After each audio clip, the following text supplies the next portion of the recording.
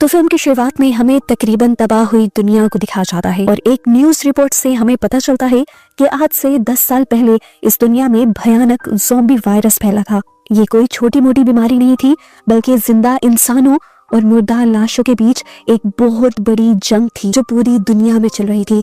Zombies और इंसानों की इस जंग में करीब 2 मिलियन लोग मारे गए। जो लोग मरते वो ज़ॉम्बी में बदल जाते और ऐसे दुनिया इंसानों के बजाय ज़ॉम्बीज से भरने लगी और इंसानियत खत्म होने पर आ गई। इस जंग को जीतने के लिए फिर गवर्नमेंट को एक बहुत ही खतरनाक फैसला लेना पड़ा। इन लोगों ने प्लान किया कि ये लोग हर उस जगह को बॉम्ब्स के जरिए तबाह कर देंगे जहाँ पर ज्यादा इन्फेक्टेड लोग हैं। ज़ॉम्बीज तो खत्म हो गए, पर बुरी बात ये थी कि इन जगहों पर मौजूद सर्वाइवर्स भी मारे गए थे। गवर्नमेंट ने उन सर्वाइवर्स के बारे में कुछ नहीं सोचा था, क्योंकि इस वायरस को कंट्रोल करने का ये आखिरी ही रास्ता बचा था। अब 10 सालों के बाद सोसाइटी ने अपने आप को दोबारा से बना तो लिया है, लेकिन अभी भी इस दुनिया में तबाही साफ नजर आती है। इसी न्यूज रिपोर्ट में हमें रिजॉर्ट नाम के एक फेमस होटल के बारे में भी पता चलता है, जो पिछले 10 सालों में सभी लोगों की इंटरटेनमेंट बना हुआ था। इसलिए नहीं कि वहाँ खाना अच्छा था या माहौल अच्छा था, बल्कि इसलिए कि ये रिजॉर्ट आइलैंड्स पर बनाए गए थे।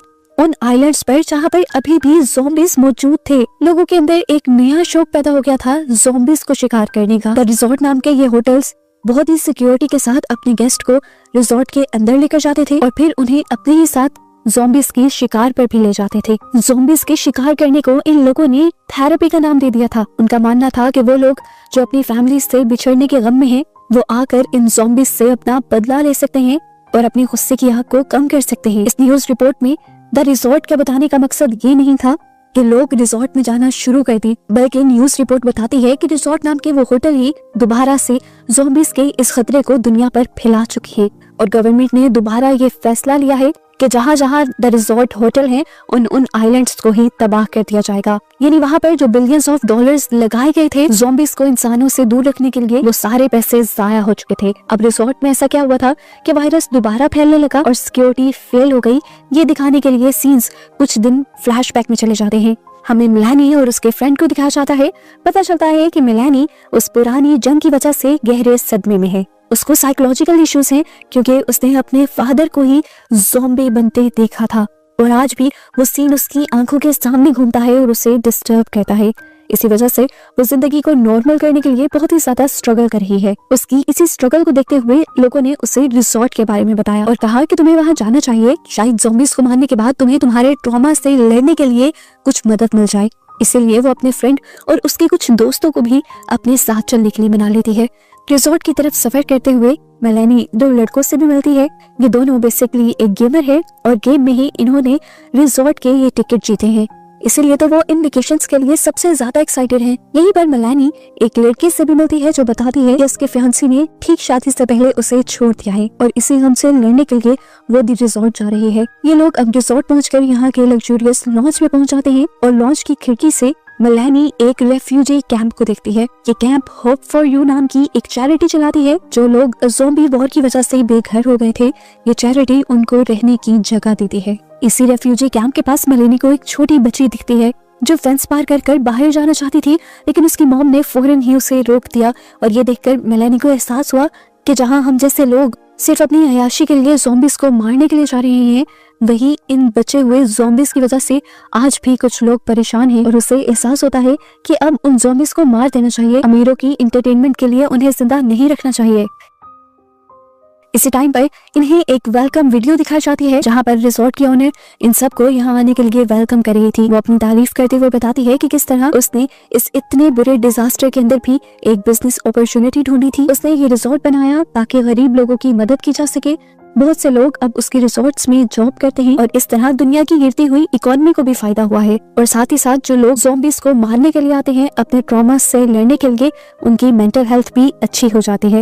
वो सबको यहाँ आने के लिए थैंक्स कहती है, जिसके बाद सभी लोगों को बताया जाता है कि बाहर ज़ॉम्बीज का शिकार करने जाने से पहले सभी को वेपन्स चलाने की ट्रेनिंग लेनी पड़ेगी। उन्हें एक शूटिंग रेंज पर ले जाया जाता है। इंस्ट्रक्टर सबको बताता है कि ज़ॉम्बीज को मारने का बस एक ही तरीका है कि सीधा उनके सर पर गोली मारी जाए। इसीलिए वो बार बार सब लोगों को परफेक्ट निशाना लगाने की ट्रेनिंग दे रहा था। यहाँ पर सभी काफी अच्छा परफॉर्म करते हैं, लेकिन मेलानी एक भी मर्तबा ट्रिगर नहीं दबा पाती क्योंकि उसे बार बार अपने डैड की याद आ रही थी। और वो सोचती है कि क्या उसने यहाँ आकर कोई गलत फैसला तो नहीं कर लिया। उस रात यहाँ पर एक वेलकम पार्टी भी होती है। यहाँ की ऑनर सभी मेहमानों को यह दिखाती है कि ये जगह उनके लिए बहुत ही ज्यादा सेफ है और उनके कंट्रोल में है। ये दिखाने के लिए वो एक बंधी हुई ज़ॉम्बी को स्टेज पर भी ले आती है और उसकी आंखों में आंखें डालकर खड़ी हो जाती है, सबको ये प्रूव करने के लिए कि उसे ज़ॉम्बीज से डर नहीं लगता और ना ही बाकी लोगों को रिजॉर्ट में होते हुए ज़ॉम्बीज से डरने की जरूरत है। उसकी स्पीच देते ही सारे क्लैपिंग करने लग जाते हैं, जिसके बाद सभी पार्टी कंटिन्यू कर देते हैं। जिस टाइम सब लोग पार्टी में बिजी थे, हम देखते हैं कि सैली नाम की वो लड़की जिसका फियांसी उसे छोड़कर चला गया था, वो चुपके से यहाँ के कंट्रोल रूम में घुस जाती है और पता चलता है कि वो यहाँ पर किसी बड़े प्लान से आई हुई थी। वो एक एक्टिविस्ट ग्रुप की मेंबर थी, जो एक्टिविस्ट ग्रुप ये मानता था कि रिजॉर्ट ठीक नहीं है। वो यहाँ पर मेन फ्रेम कंप्यूटर को हैक कर लेती है और वहाँ से कुछ फाइल्स डाउनलोड करके यहाँ से भाग जाती है। वो असल में इस रिजॉर्ट के सारे बुरे और खतरनाक कामों का पर्दाफाश करना चाहती थी। सैडी को बस यही पता था कि उसने कंप्यूटर्स को हैक करके यहाँ से सिर्फ डाटा चुराया है। उसे ये नहीं पता था कि उसके एक्टिविस्ट ग्रुप ने ही उसे धोखा दे दिया है और उसके कंप्यूटर को हैक करने की वजह से कंप्यूटर में वायरस भी अपलोड हो गया है। खैर वो तो यहाँ से निकल जाते हैं और थोड़ी ही देर बाद रिजॉर्ट के इंजीनियर्स सिस्टम में खराबी नोटिस कर लेते हैं। सिक्योरिटी प्रोटोकॉल यहाँ के स्लो हो जाते हैं, सीसीटीवी काम करना बंद हो जाते हैं। हालात इतने खराब हो रहे थे, इन्हें ऑनर को बताना चाहिए था, पर अपनी जॉब्स बचाने के चक्कर में इन्होंने ऑनर को कुछ नहीं बताया। पूरी रात उन्होंने सिस्टम ठीक करने में लगा दी, लेकिन वो कुछ भी ठीक नहीं कर पाए। अगली सुबह हमें दिखाया गया कि असली गेम शुरू हो रहा था। सभी गेस्ट एक सफारी ट्रक में बैठकर होटल के सेफ जोन से बाहर निकल जाते हैं ज़ॉम्बीज का शिकार करने के लिए। सेफ जोन के बाहर ज़ॉम्बीज अभी भी खुले घूम रहे हैं। गाइड यहाँ का रूल समझाता है कि तुम्हें कभी भी इस ट्रक से बाहर नहीं निकलना। इस ट्रक में बैठे बैठे ही सभी ज़ॉम्बीज को मारना होगा। सभी ग्रुप बहुत ही एक्साइटेड होकर ये काम कर रहे थे और उन्हें अच्छा भी लग रहा था। मेलिनी के ग्रुप वाले भी एक एक करके ज़ॉम्बीज को मारना शुरू हो गए थे। गेमर्स ने तो बहुत एक्साइटेडली ये किया था और दो ज़ॉम्बीज को मार दिया था। उसके बाद मेलिनी के फ्रेंड ने भी बहुत से ज़ॉम्बीज को मारा और जब मेलिनी की बारी आई और उसने स्नाइपर के टेलीस्कोप से ज़ॉम्बी को देखा तो उसे ज़ॉम्बी की आंखों में उदासी दिखाई दी। ज़ॉम्बी को देखकर उसे ज़ॉम्बी में वो इंसान दिखाई दिया जो कभी जिंदा हुआ करता था। वो उसे मारने की हिम्मत नहीं जुटा पाती और स्नाइपर नीचे कर लेती है। तभी उसकी जगह उसके ग्रुप का एक सोल्जर आता है और जल्दी से उस ज़ॉम्बी को मार देता है। उसकी स्किल्स को देखकर यहाँ के गाइड्स भी हैरान रह जाते हैं। जैसे जैसे शाम ढलती है, ग्रुप को सफारी जोन में एक सेफ कैंप में जाया जाता है। इस जगह पर चारों तरफ घाटे लगाए गए थे इंसानों को ज़ॉम्बीज से बचाने के लिए। ये लोग बोनफायर बनाकर बातें करने लग जाते हैं। मेलिनी सबको बताती है कि उसे ज़ॉम्बीज से बहुत ज्यादा नफरत है, लेकिन उसके बावजूद भी वो ज़ॉम्बी को मार नहीं पाई क्योंकि वो कंफ्यूज है कि क्या ज़ॉम्बीज को मारना सही है। सैडी कहती है ये लोग जो उन्हें गोश्त के टुकड़े की तरह इस्तेमाल कर रहे हैं सिर्फ अपने फन के लिए, उससे तो बेहतर है कि इन्हें मार दिया जाए। पर मेलिनी को लगता था कि इस तरह अगर वो एक ज़ॉम्बी को मारती है तो उसके अंदर किसी भी इंसान को मारने की भी हिम्मत पैदा हो जाती है और ऐसे मॉन्स्टर्स को मारते मारते वो खुद कब मॉन्स्टर बन जाए इन्हें पता भी नहीं चलेगा। इधर कंट्रोल रूम में हालात हाथ से निकलते जा रहे थे। इंजीनियर्स को आखिरकार एहसास होता है कि सिस्टम फेल हो चुका है। इस सिस्टम को ये लोग दोबारा से ठीक नहीं कर पाएंगे और इन्हें अब अपनी बॉस को ये सब बताना ही होगा। लेकिन अब बहुत देर हो चुकी है, कंप्यूटर सिस्टम पूरी तरह क्रैश हो जाता है। इतने में वो अपने बॉस को ही जाकर बताते ही हैं तो यहाँ देखने को मिलता है कि सारा सर्वेलेंस सिस्टम तबाह हो गया है। कैमरास बंद हो चुके थे, यहाँ तक कि बाहर कैंप के अंदर भी जो इलेक्ट्रॉनिक फेंस लगाई हुई थी ज़ॉम्बीज से बचने के लिए, उसी को भी यहीं से कंट्रोल किया जाता था और सिस्टम खराब होने की वजह से वो भी बंद हो गई थी। यहाँ के सारे सिक्योरिटी दरवाजे खुल गए थे, जिसकी वजह से जितने भी ज़ॉम्बीज पिंजरों में बैठे हुए थे वो आजाद हो जाते हैं और एक ही पल में वो रिजॉर्ट एक खेल के मैदान से एक स्लॉटर हाउस में बदल जाता है। ये ज़ॉम्बीज यहाँ पर मौजूद सारे गेस्ट के ऊपर हमला कर देते हैं जो कुछ देर पहले उनका मजाक उड़ा रहे थे। कंट्रोल रूम में भी अफरा तफरी मच जाती है।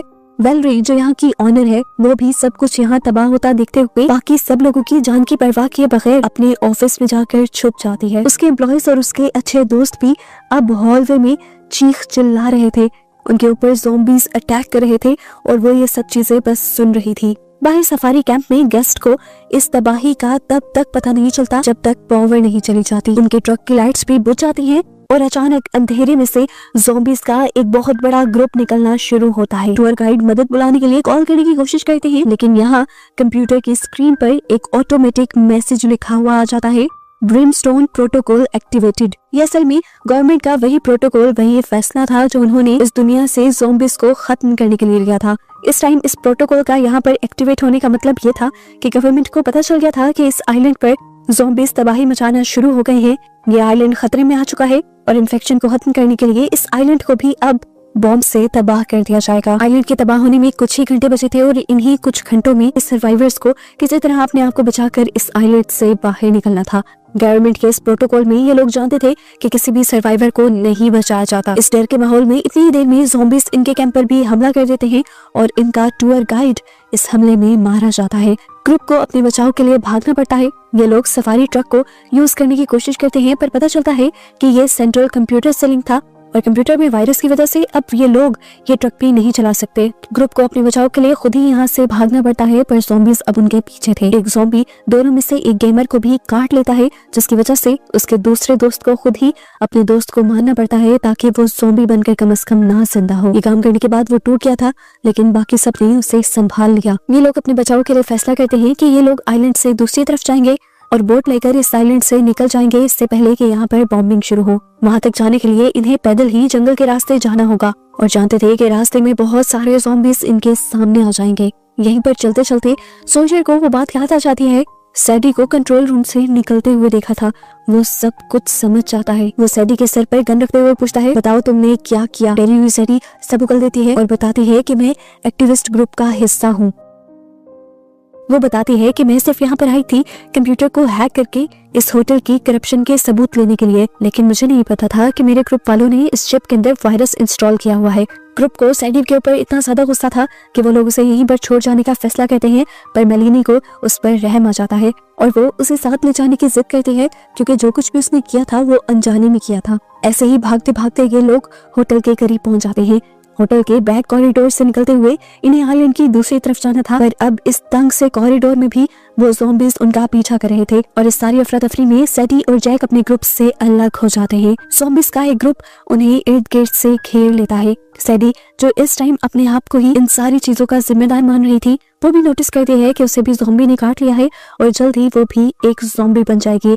इसलिए जैक को बचाने के लिए वो अपना सैक्रिफाइस देती है और अपनी चुराई हुई फ्लैश जैक को देते हुए उसे यहाँ से भाग जाने को कहती है और खुद ज़ॉम्बीज की तरफ भागने लग जाती है ताकि वो ज़ॉम्बीज को अपनी तरफ अट्रैक्ट करके जैक को बचा सके। बचे हुए सारे लोग और जैक भी अब वापस मिल जाते हैं और पीछे के एक गेट के अंदर जाकर उसे लॉक करने में कामयाब हो जाते हैं और इस तरह ज़ॉम्बीज के एक बहुत बड़े ग्रुप से ये चारों बच जाते हैं। पता चलता है कि ये लोग जिस जगह पर आए थे ये कोई इंडस्ट्रियल बिल्डिंग लग रही थी। इस बिल्डिंग के अंदर इन्हें बहुत ही अजीब चीजें मिलती हैं, सूटकेसेस और यहाँ तक के कुछ पेपर्स भी। ये पेपर्स उन रेफ्यूजीज के थे जो होप फॉर यू नाम के इस कैंप में रहते थे, पर यहाँ इस फैक्ट्री में होने वाली चीजों से ये लोग अंदाजा लगाते हैं कि होप फॉर यू एक कैंप नहीं था, ये रिजॉर्ट का सप्लाई चेन का हिस्सा था। मतलब होप फॉर यू चैरिटी का सिर्फ दिखावा कर रहा था। वो तो मजबूर लोगों को यहाँ पर रेफ्यूजीज बनाकर लाता था और फिर इस आइलैंड पर लाकर उन्हें ज़ॉम्बी वायरस से इंजेक्ट कर ज़ॉम्बी बना देता था ताकि द रिजॉर्ट का बिजनेस चलता रहे और अमीर मेहमानों को शूट करने के लिए ज़ॉम्बीज मिलते रहे। यहाँ पर जितने भी ज़ॉम्बीज मौजूद थे ये उस टाइम के नहीं थे जब ज़ॉम्बी वायरस फैला था। अब के ज़ॉम्बीज तो बेचारे मासूम इंसानों का शिकार करके बनाए गए थे। ये चीजें मेलिनी को अंदर तक तोड़ देती हैं। वो समझ जाती है कि असली शैतान ये ज़ॉम्बीज नहीं है बल्कि इंसान ही है। अभी ज्यादा सोचने का वक्त नहीं था। ज़ॉम्बीज का एक ग्रुप दोबारा दो तरफ से इनके पीछे पड़ चुका था।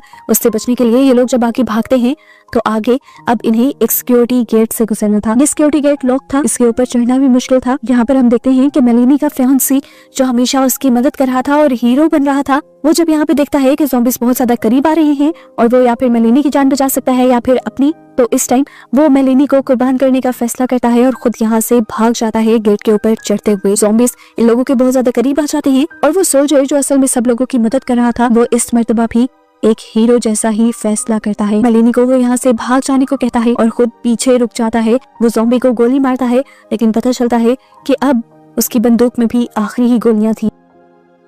वो इन्हीं गोलियों से लड़ने लगा ताकि मेलिनी को वक्त मिल सके यहाँ से भागने का। आखिर गोलियां भी खत्म हो जाती हैं और ज़ॉम्बीज उसके ऊपर हमला कर देते हैं और वो अपनी जान का सेक्रीफाइस दे देता है ताकि सिर्फ मेलिनी जिंदा रह सके। मेलिनी किसी तरह छत पर पहुंच जाती है अपने फियांसे का पीछा करते हुए, जिसके बाद ये दोनों वापस रिजॉर्ट एरिया में निकल आते हैं। अभी भी उसका फियांसे आगे आगे भाग रहा था और कुछ दूर जाने पर जब दोबारा मेलिनी उसके करीब पहुंचती है तो देखती है कि उसके फियांसे को भी आखिर ज़ॉम्बी ने काट ही लिया था। वो जितना भी मौत से भागता, मौत ने उसे पकड़ ही लिया। मेलिनी उसे देखकर इमोशनल हो जाती है। वो ये जानती थी कि अभी इसी इंसान ने उसे पीछे मरने के लिए छोड़ा था, लेकिन उसके बावजूद वो उससे नफरत नहीं करती और ना ही गुस्से में उससे गोली मारती है, बल्कि अपनी गन उसके पास रख जाती है ताकि वो अपने आप को खत्म कर सके और ज़ॉम्बी बनने से बचा सके। जिसके बाद मेलिनी यहाँ से भागते हुए कंट्रोल रूम में पहुंच जाती है, जहाँ पर उसे वैलेरी मिल जाती है। वैलेरी इस टाइम यहाँ पर सभी सबूत मिटाने की कोशिश कर रही थी। जो बुरे काम उसने किए थे वो सारे कामों को मिटाना चाहती थी। मेलिनी को इस टाइम गुस्सा आ गया था। वो वैलेरी पर चिल्लाने लगी कि कैसे इंसान हो तुम इंसान नहीं शैतान हो। तुमने कितने लोगों की जान ली है सिर्फ इसलिए कि तुम्हारा बिजनेस बढ़ सके। वैलेरी कहती है, मेलिनी मेरी बात सुनो, इस टाइम लड़ने का वक्त नहीं है। देखो इधर से मेरे साथ सेफ जोन में चलो। पर मेलिनी को तो उस पर इतना गुस्सा था कि वो उसके ऊपर टूट पड़ी। इनकी इस हाथापाई के दौरान पीछे से यहाँ के भी लॉक खुल गए और यहाँ बहुत सारे ज़ॉम्बीज़ ने हमला कर दिया। ये देखते हुए मेलिनी पीछे की तरफ हट गई और वैलेरी के अपने ही एम्प्लॉयज और प्रोडक्ट्स, यानी वो इंसान जिसको उसने ज़ॉम्बी बनाया था, वो अब उसे ही काटने लगे। इसी सब चीज का फायदा उठाते हुए मेलिनी ने यहाँ से भागने का फैसला किया। मेलिनी फाइनली इस रिजॉर्ट से बाहर निकलकर आइलैंड के दूसरे किनारे पर पहुंच चुकी थी और उसी टाइम उसे अब आसमान में जेट्स की आवाजें आ गई थी। ब्रिमस्टोन प्रोटोकॉल शुरू हो चुका था और यहाँ पर बड़े बड़े बॉम्ब्स गिरने लगे थे हवा में। जैसे ही ये आग का तूफान आता है, उसी टाइम अपने आप को बचाने के लिए मेलिनी समुद्र के अंदर जंप कर देती है और यहीं से फिर कहानी 3 हफ्ते आगे बढ़ जाती है। न्यूज में बताया जाता है कि उस आइलैंड पर सभी लोग मारे जा चुके थे। मेलिनी ने समुद्र में जंप कर अपने आप को बचा लिया था। उसके पास इस टाइम सैडी की फ्लैश ड्राइव भी थी, जो सैडी ने जैक को दी थी और जैक से मेलिनी ले आई थी। उसी फ्लैश ड्राइव के जरिए वो दी रिजॉर्ट के, वैलेरी के और होप फॉर यू चैरिटी के सारे काले कारनामे सबके सामने रख देती है। होप फॉर यू चैरिटी जिसका बहुत बड़ा नाम था, जहाँ पर लोग बहुत सारे पैसे दिया करते थे, एक ही मिनट में वो बदनाम हो जाते हैं। मेलिनी से काफी सारे लोग इंटरव्यू लेना चाहते थे, क्योंकि वो एक बहुत बड़े हादसे से बचकर आई थी और वहाँ पर बहुत कुछ देख कर आई थी। लेकिन मेलिनी कोई भी इंटरव्यू नहीं देती, बस एक बात सब लोगों से कह देते हैं कि हम इंसान इन ज़ॉम्बी से ज्यादा बड़े शैतान हैं। मूवी के पोस्ट क्रेडिट सीन में हमें दिखाया जाता है कि उस आइलैंड पर ब्रिमस्टोन प्रोटोकॉल के बावजूद भी कुछ ज़ॉम्बीज बच गए थे, जो समुद्र के जरिए तैरते हुए अब मेन लाइन पर आ चुके थे और उन्होंने सर्वाइवर्स पर हमला करना शुरू भी कर दिया था। और इस चीज से हम अंदाजा कर पाते हैं कि जिस ज़ॉम्बी वायरस को खत्म करने के लिए गवर्नमेंट ने बड़े बड़े फैसले लिए थे, बहुत बड़ी बड़ी कुर्बानियां दी थी, वो ज़ॉम्बी वायरस दोबारा इस दुनिया को तबाह करने वाला था। और बस इसी सब को दिखाते हुए ये मूवी यहाँ खत्म हो जाती है।